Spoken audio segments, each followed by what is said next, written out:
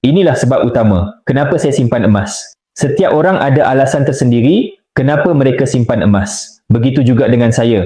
Target saya nak memiliki lebih banyak kepingan emas, bukan bermain dengan naik turun harga emas. Jadi dalam apapun keadaan, saya pastikan tabungan emas saya sentiasa bertambah.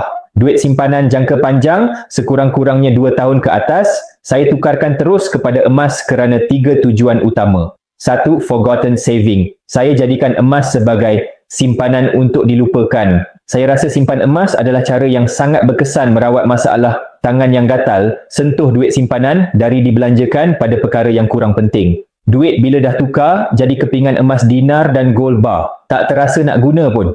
Bayangkan ada duit beribu ringgit dalam akaun bank, tak keruan rasanya nak belanja.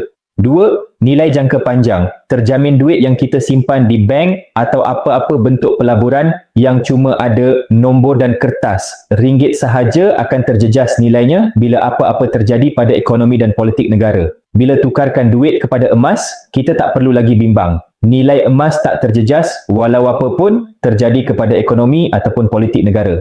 Bahkan dalam senario paling buruk seperti berlaku pergolakan politik ataupun peperangan sekalipun, nilai emas tak terkesan. 3. Kekayaan di tangan sendiri. Bila memiliki emas, kita tak terikat dengan sesiapa. 100% di dalam kawalan kita. Lah satu-satunya aset kewangan yang tiada dalam sistem kewangan. Dan nilainya berdiri dengan sendiri tanpa perlu jaminan sesiapa. Kalau duit kertas, nilainya terletak pada jaminan dan kekukuhan kerajaan. Pada bila-bila masa, nilainya boleh hilang begitu sahaja. Dengan memiliki emas, saya rasa bebas dari kongkongan sesiapa. Itulah 3 sebab utama kenapa saya simpan emas. Emas bukanlah everything, tetapi ia adalah something yang kita perlu pertimbangkan untuk dimasukkan dalam portfolio kewangan kita.